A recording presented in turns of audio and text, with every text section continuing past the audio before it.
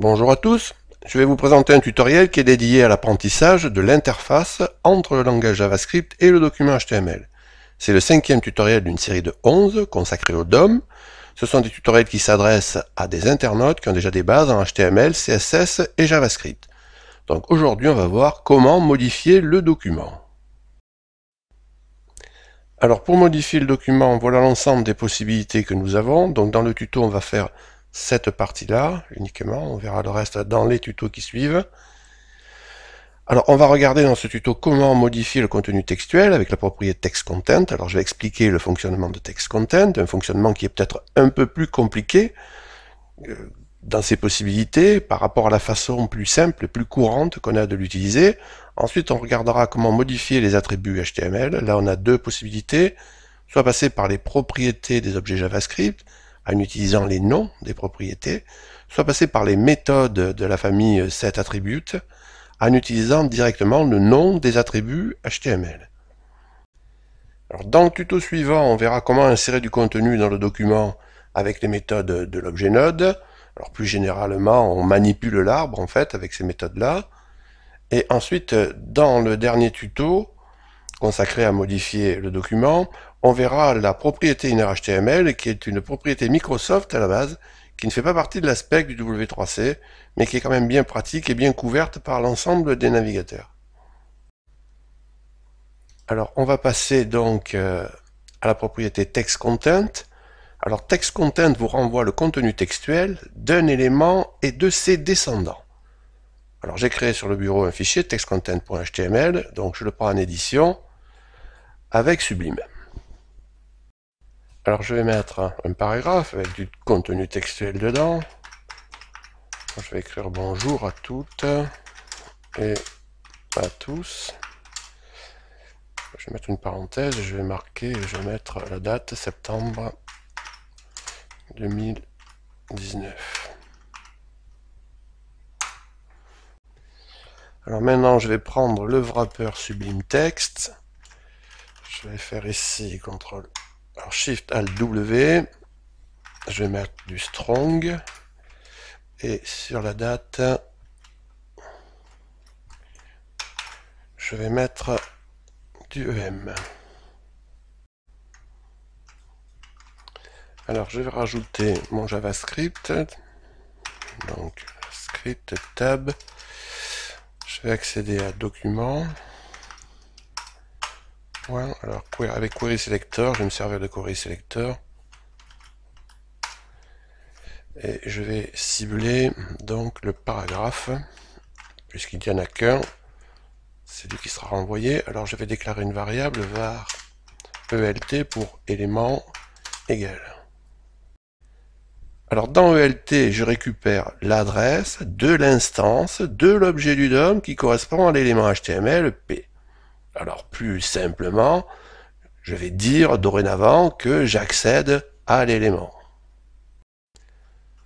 Donc maintenant, je vais prendre directement sur ELT la propriété TextContent. Point TextContent. Donc ici, je fais un Open in Browser. Les outils Webmaster. Alors la console. Vous voyez le résultat du console log, bonjour à tous et à toutes, donc vous voyez que j'ai récupéré le contenu textuel du paragraphe ici, et de ses enfants, en fait. Puisque, si on regarde ici, vous voyez bien que strong et EM sont enfants et petits-enfants de P. Alors ce qu'on peut faire aussi, c'est remplacer le contenu existant, et on peut prendre directement le TextContent ici, en mettant un point, de la même manière, et on l'affecte, pardon, on lui met une autre chaîne de caractères, au revoir par exemple. Et ça, on n'en a plus besoin.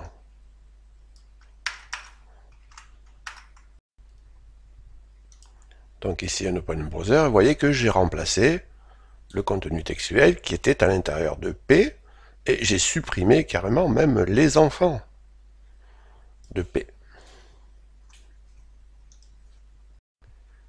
Alors vous pouvez aussi rajouter du contenu au contenu existant. Si par exemple je fais ça ici, donc ça fait text content égale text content plus une chaîne. Et vous voyez que la chaîne elle est rajoutée ici. Bonjour à toutes et à tous. Au revoir. Vous voyez, on fait que passer. Alors maintenant on va voir comment modifier un attribut avec la propriété d'un objet. Donc c'est ce cas-là ici. Donc modifier les attributs et avec la propriété d'un objet. Alors j'ai créé un nouveau fichier avec Sublime attribut-props.html.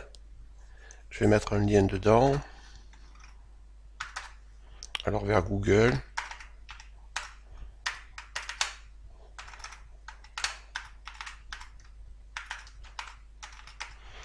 Et je vais mettre moteur de recherche.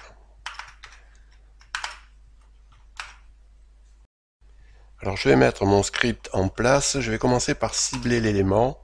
Comme tout à l'heure, je vais le faire en 2 fois.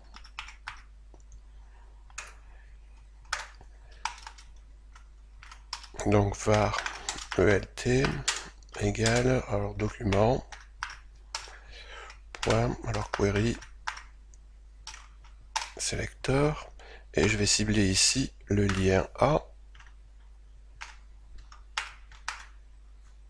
Alors maintenant, je vais ajouter ici un attribut classe à l'élément HTML en me servant de la propriété JavaScript className. Donc il faut remarquer ici que le nom de la propriété JavaScript n'est pas le même que le nom de l'attribut HTML. Ça ne veut pas dire que c'est systématique, mais ça arrive, et class et className, c'est probablement le cas le plus connu. Alors je vais accéder à la propriété ELT.className égale, et je vais lui mettre un nom de classe vert, un nom de classe qu'il va falloir que j'écrive maintenant. Alors la classe, je l'ai créée ici pour aller plus vite, et je vais vérifier que ça marche bien, Open in Browser, et vous voyez donc que le texte est en vert. Alors maintenant on va passer au dernier point de ce tuto, modifier ou récupérer la valeur d'un attribut avec setAttribute ou getAttribute. Donc c'est ce point ici. Alors on va garder le même fichier. Alors on va faire la même chose, sauf que cette fois on va utiliser la méthode setAttribute.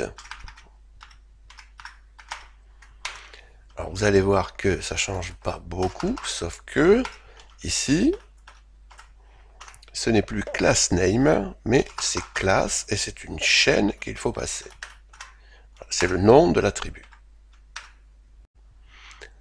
Alors on va vérifier que ça marche toujours. Bon, donc ça marche.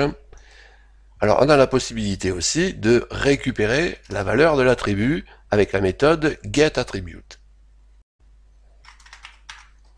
Donc ici je vais faire un console log de ELT.getAttribute et je vais donner ici le nom de l'attribut classe.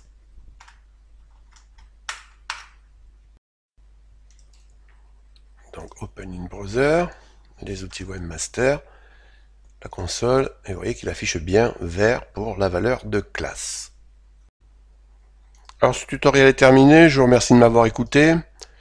Prochain tutoriel, on fera donc cette partie-là, des méthodes de l'objet Node qui permettent d'insérer du contenu dans le document. Alors si vous voulez être prévenu lors d'une mise en ligne d'une nouvelle vidéo, abonnez-vous et surtout pensez à activer les notifications. Si vous avez appris quelque chose, un petit coup de pouce est toujours le bienvenu. Je vous remercie par avance et je vous dis à bientôt.